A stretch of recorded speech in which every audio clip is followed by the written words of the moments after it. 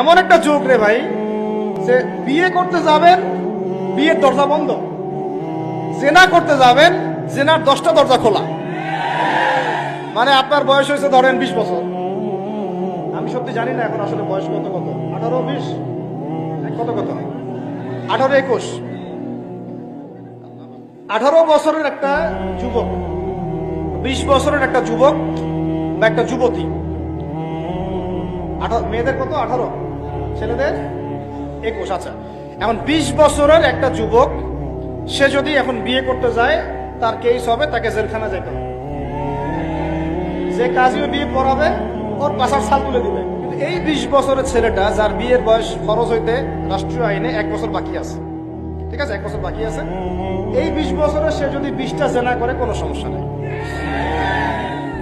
20টা জেনা সে করে ফেললো, তার কোনো বিচার হবে? ওকে কি বেত্রাঘাত করা হবে? ওকে কি 1 বছরের জন্য নির্বাসিত করা হবে? তাহলে তাহলে আমরা কি সত্যি মুসলমান? আমরা কি আদৌ মুসলমান আছি? বলেন তো দেখি।